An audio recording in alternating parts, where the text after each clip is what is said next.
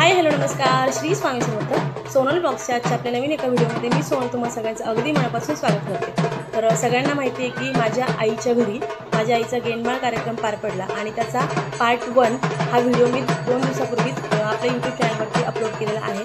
जर तुम्ही तो पार्ट 1 पाहिला नसेल तर नक्की जाऊन पहा. त्याची लिंक मी खाली डिस्क्रिप्शन बॉक्समध्ये देत आहे. आता हा पार्ट 2 मी तुमच्यासाठी घेऊन आलेली आहे. तर पार्ट 1 मध्ये तुम्ही पाहिलंच असेल की अशा पद्धतीने छान आम्ही देवीची मिरवणूक वगैरे काढली होती. 5 पावले वगैरे जे काही कार्यक्रम असतात ते सगळे पार पडले आणि मस्त अशी माझ्या आईने म्हणजेच देवीने वारा आल्यानंतर जे रास उचलतात ते अचूक पद्धतीने योग्य रास ओळखलेले आहे आणि सगळ्यांनी मजेत एकदम आनंदामध्ये छान उत्साहात सगळा कार्यक्रम पार पडला. तर इथपर्यंत तुम्ही पाहिलं असेल पार्ट 1. तर या पुढचं जे काही असतात जे काही क्षण की जे इंद्राचं न्हाणं म्हणतात किंवा जे होमामध्ये वारा आल्यानंतर ते होमामध्ये नाचवतात वगैरे वगैरे भरपूर काही छान छान पाहायला आहे. परडी दिल्यानंतर त्यानंतर ते अजून बाग खेळलं जातात काहीतरी असं. मलाही जास्त आता आयडिया नाही आहे पण तुम्ही नक्की पहा व्हिडिओ, तुम्हाला समजून जाईल. तर चला जास्त वेळ न घालवता आपण आता सुरुवात करूया.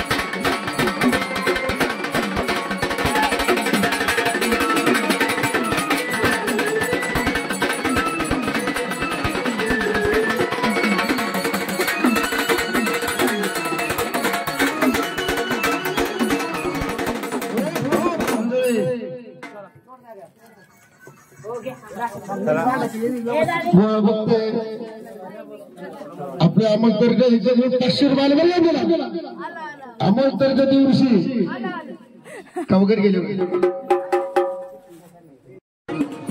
तर अशा पद्धतीने हा होम पेटवला होता आणि यामध्ये आता गुरु आणि गुरुसोबत त्यांचे शिष्य हे दोघेही वारं घेणार आहेत. तर तुम्ही आता नक्की पहा, व्हिडिओ मिस करू नका, शेवटपर्यंत नक्की पहा आणि व्हिडिओ कसा वाटला हे मला लाईक शेअर कमेंटद्वारे नक्की सांगा आणि जास्तीत जास्त शेअर करा.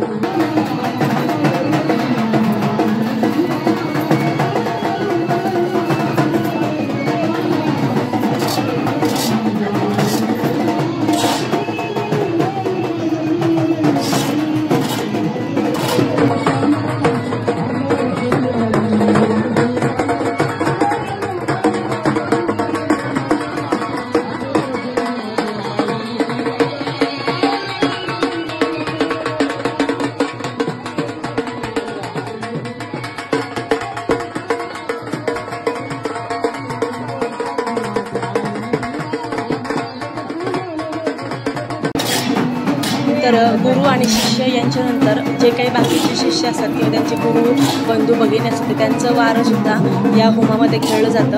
आणि तुम्ही पाहता अशा पद्धतीने यांनी सगळ्यांनी ज्यांना ज्यांना वारं येतं तर त्यांनी सगळ्यांनी अशा पद्धतीने वारं घेतलं होतं आणि बराच वेळ त्यांचं वारंसुद्धा चाललं.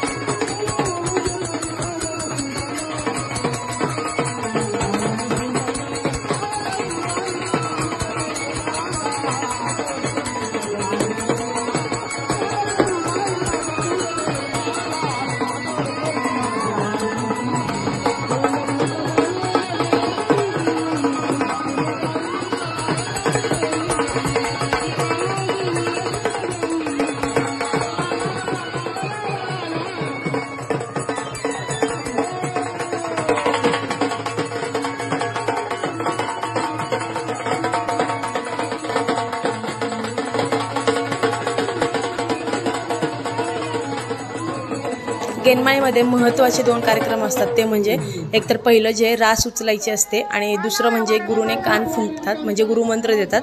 तर ते सुद्धा छान असं पार पडलं.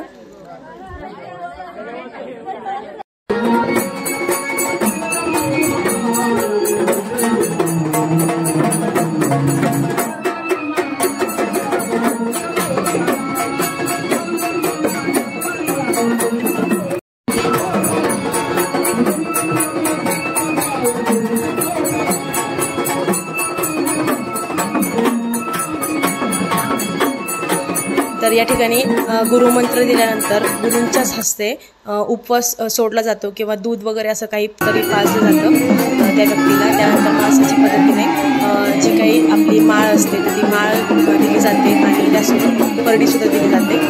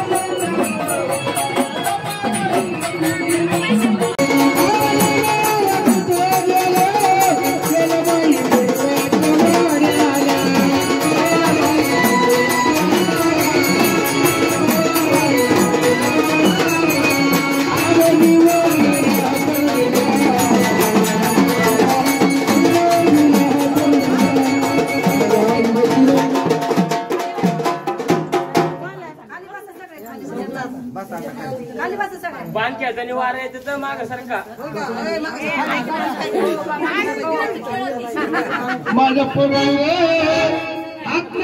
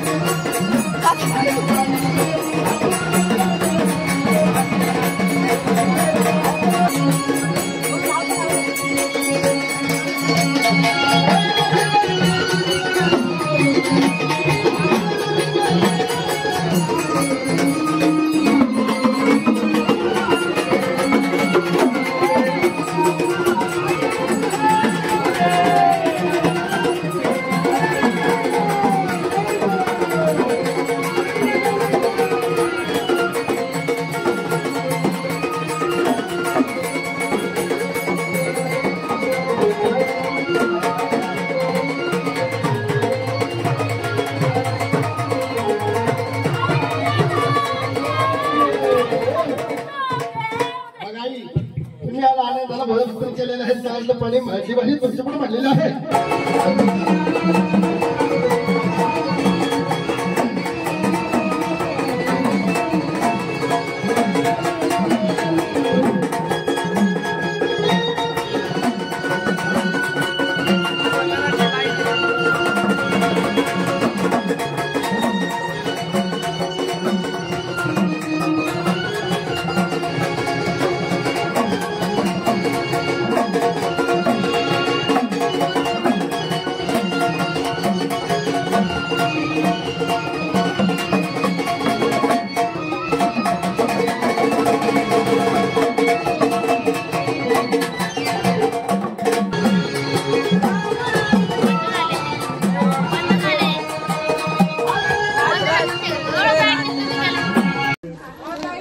आई काळूबाईच्या नावानं चांग भलं, बोला अंबाबाईचा उदो उदो.